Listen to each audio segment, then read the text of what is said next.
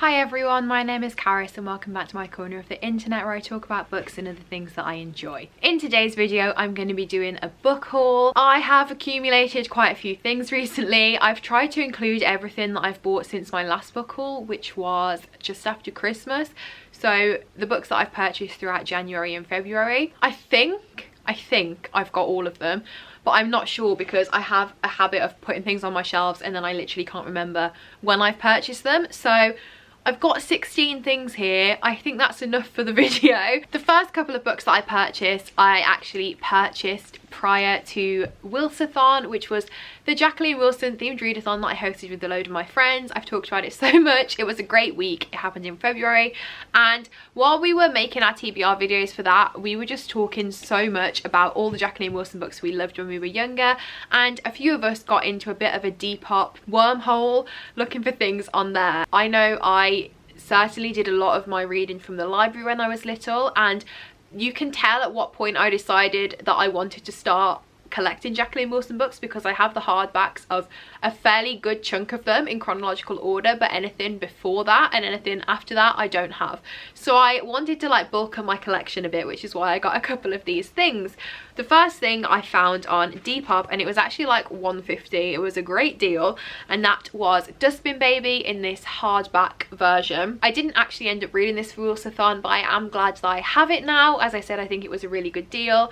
This basically tells the story of April, who is left in a dustbin, and then as a teenager she is determined to find out what really happened to her and about like her birth parents and stuff. The second Jacqueline Wilson book that I bought is a bit random, but on eBay I came across this version of Vicky Angel, which was in my top 3 Jacqueline Wilson books of all time, along with Candy Floss and My Sister Jodie. And this version is a very special edition because it says in the front of it, 600 copies only of this book were specifically bound for Transworld Publishers, a division of Penguin Random House Group Limited, Christmas 2000.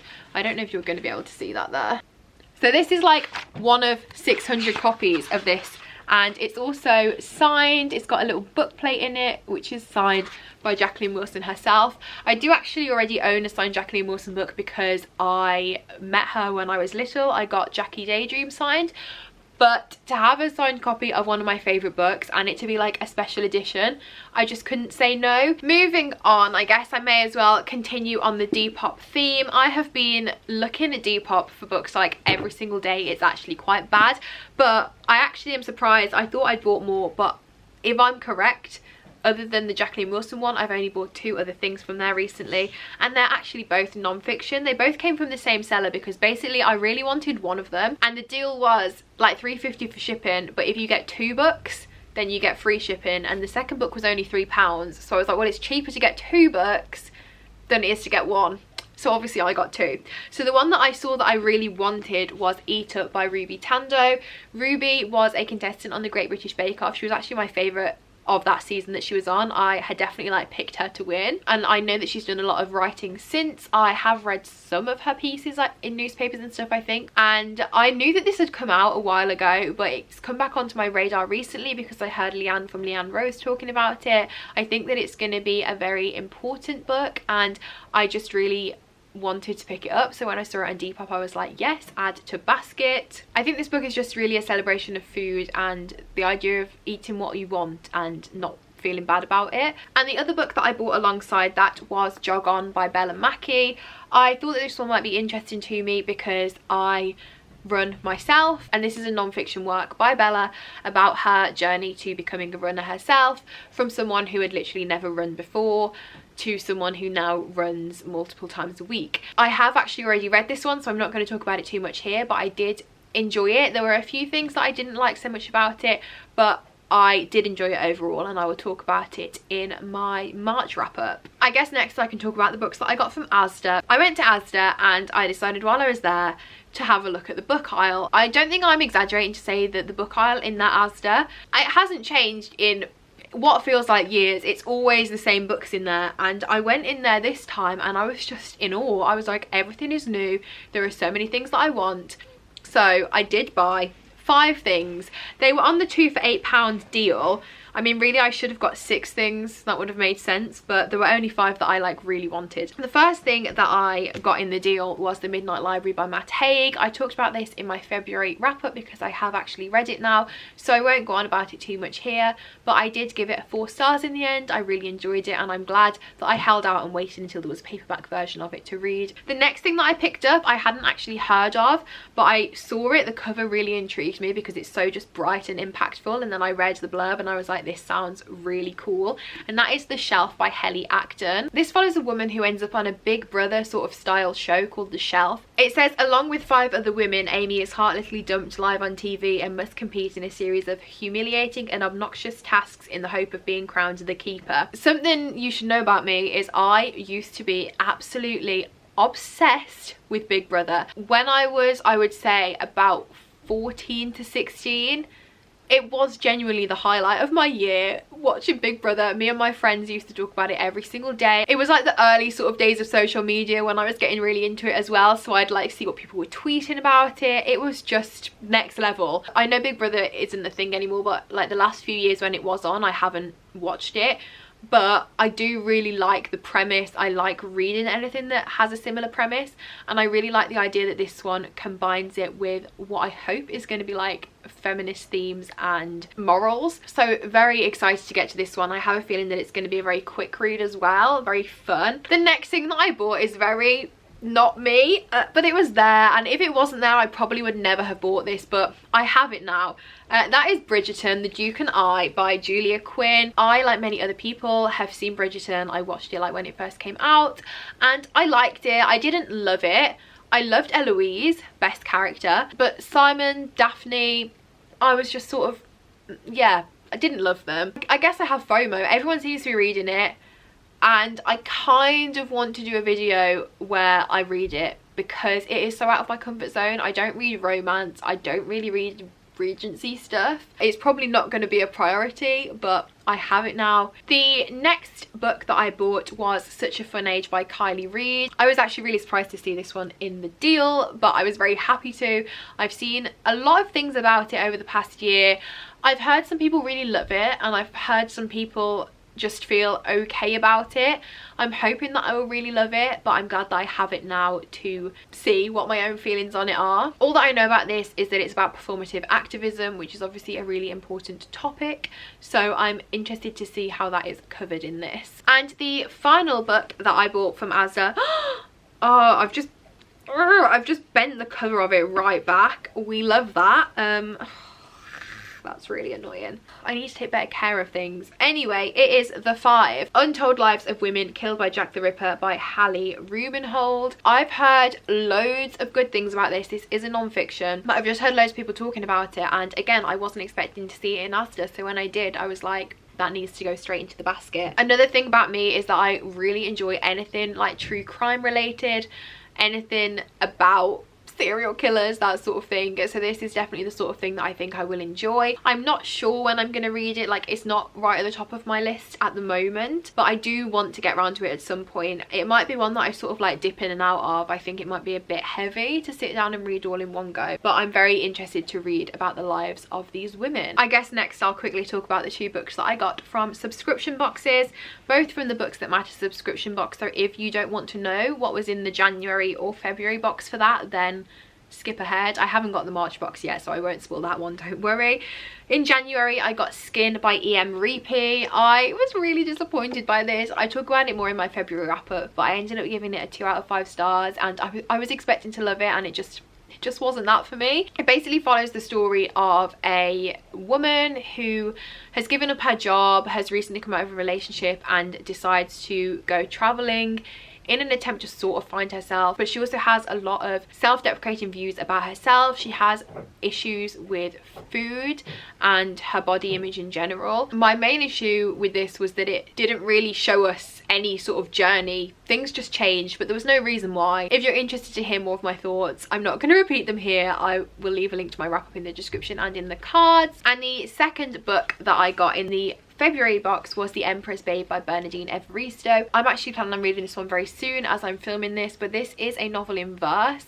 And I've read the blurb a few times, but I still don't really know if I understand what it's about. But it basically goes back to AD 211, and it follows a reluctant teenage bride with no idea about true love. She's too busy sneaking out with the slave girls and drag queens until one day she catches the eye of the most powerful man on earth, Emperor Septimus, and the trouble really starts. I just think this is going to be so different to anything I've ever read before. I haven't read a book in verse for a very long time either. I'm excited, and I hope it does better with my expectations than the previous book that I talked about. Okay, we've got one thing that was sent to me, so I'll talk about this, and then the other books are just things that I bought for myself. But the book that was sent to me was People Like Her by Ellery Lord, which was really kindly sent to me by Kayla from All About the Page.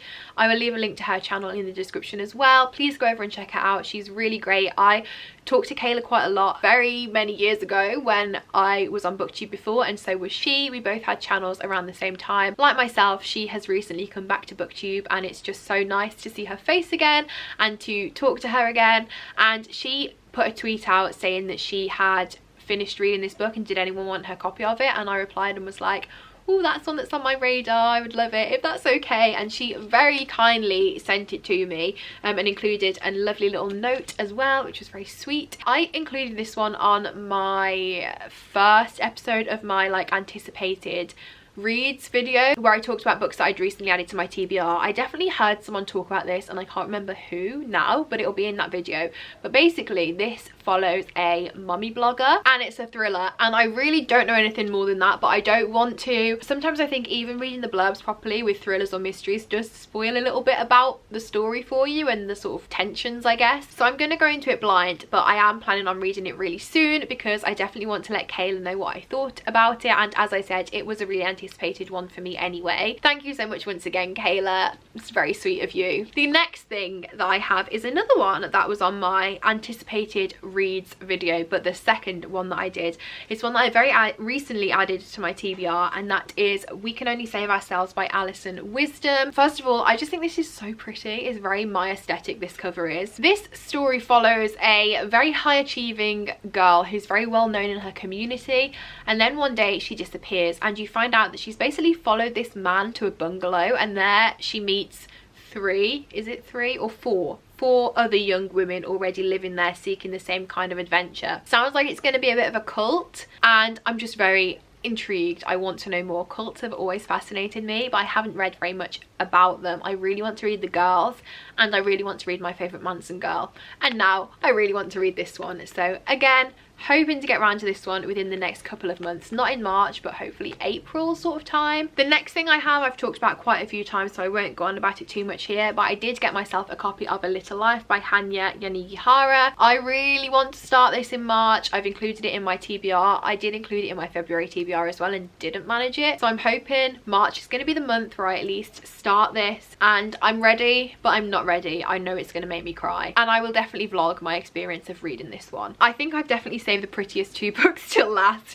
The first of those is Hamnet by Maggie O'Farrell. I got the Waterstones exclusive edition because it was half price on the Waterstones website at the time. I thought £10 for a really pretty hardback was a pretty good deal, and it's so pretty. The only annoying thing is, I don't know if you're going to be able to see this on camera, but it's got like a dent in it here at the top, and when I saw that I was just like, great. It's fine, it's not a big deal. I'm not like gonna return it or anything, but I'm gonna notice it, you know, one of those things that you notice and it's gonna bug you. It's that, but you know, it's not the end of the world. I'm planning on reading this in March.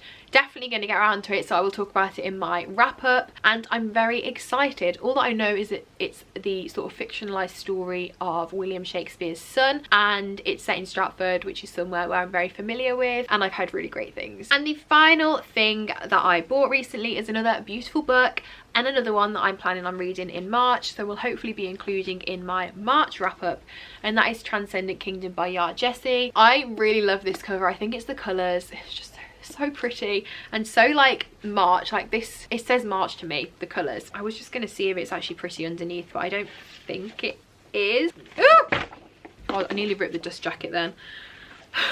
It's just green underneath, but it's got these really pretty end papers, and this version is also signed because I pre-ordered it from the Waterstones website. There's the signature.